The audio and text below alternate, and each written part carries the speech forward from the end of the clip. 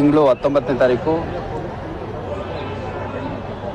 Day ಲೈಟಲ್ಲೇ ಒಬ್ಬ ಕೇರಳ ಮೂಲದ ವ್ಯಾಪಾರಿ ರೇಣುಕಾ ಲಾಡ್ಜಿಂದ ಹೊರಗಡೆ ಬಂದಂಥ ಸಂದರ್ಭದಲ್ಲಿ ಅಯೋಧ್ಯ ಹೋಟೆಲ್ ಅಂದರೆ ಓಲ್ಡ್ ಬಸ್ ಸ್ಟ್ಯಾಂಡ್ ಏನಿದೆ ಅದರ ಎದುರಿಗೆ ಒಂದು ಎರ್ಟಿಗಾ ಕಾರಲ್ಲಿ ಬಂದಂಥ ಕೆಲ 3-4 ಅಪರಿಚಿತ ವ್ಯಕ್ತಿಗಳು ನಾವು ಇಡಿ ಅಫಿಷಿಯಲ್ಸ್ ಇದ್ದೀವಿ ಅಂತ ಹೇಳಿಬಿಟ್ಟು ಒಂದು ID ಕಾರ್ಡನ್ನು ತೋರಿಸಿ ಆ ವ್ಯಕ್ತಿನ ಗಾಡೀಲಿ ಕುಂಡ್ರಿಸ್ಕೊಂಡು ನಂತರ ಮುಂದುವರೆದು ಬೆಳಗಾಂ ರೂಟಲ್ಲಿ ಇಳಿಸೋಗಿದ್ದಂಥ ಒಂದು ಘಟನೆ ನಡೆದಿತ್ತು. ಮತ್ತು ಅವನ ಹತ್ರ ಇದ್ದಂತಹ ಸುಮಾರು ಫಿರ್ಯಾದು ಹೇಳೋದ್ರ ಪ್ರಕಾರ ಅಂದರೆ ಕಂಪ್ಲೇಂಟ್ ವರ್ಷನ್ ಪ್ರಕಾರ ಸುಮಾರು 3 kg ಗೋಲ್ಡ್ ಇತ್ತು ಅಂತ ಹೇಳಿದರು. ಈ ಒಂದು ಇಂಪರ್ಸನೇಷನ್ನು, ಚೀಟಿಂಗು ಮತ್ತು ಈ ಥರ ಚಿನ್ನವನ್ನು ದೋಚುವಂಥ ಕೆಲಸ ಆಗಿತ್ತು.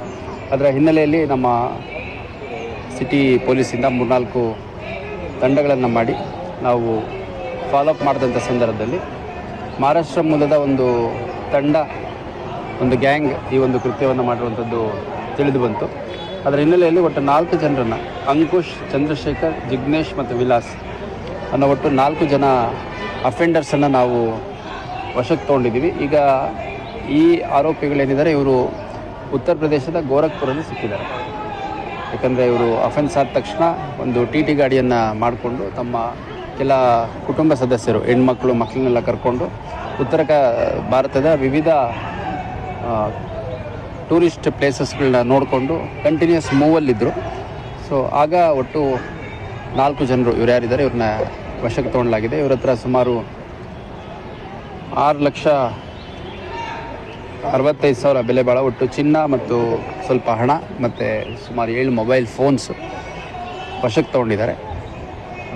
ಮತ್ತಲ್ಲಿ ಇವ್ರನ್ನ ಉತ್ತರ ಪ್ರದೇಶದ ಗೋರಖ್ಪುರ್ ಅರೆಸ್ಟ್ ಮಾಡಿದಾಗ ಅಲ್ಲೇ ನ್ಯಾಯಾಲಯದ ಮುಂದೆ ಹಾಜರು ಮಾಡಿ ಟ್ರಾನ್ಸಿಟ್ ವಾರೆಂಟ್ ತೊಗೊಂಡ್ಬಿಟ್ಟು ಇಲ್ಲಿ ನಮ್ಮಲ್ಲಿ ತಂದು ಪ್ರೊಡ್ಯೂಸ್ ಮಾಡಿದ್ದಾರೆ. ಮತ್ತು ಸುಮಾರು 10 ದಿನಗಳ ಕಾಲ ಪೊಲೀಸ್ ಕಸ್ಟಡಿಗೆ ಕೇಳಿದ್ದಾರೆ ನಮ್ಮ ಅಧಿಕಾರಿಗಳು. ಇದು ಒಂದು ವ್ಯವಸ್ಥಿತವಾದ ಗ್ಯಾಂಗು.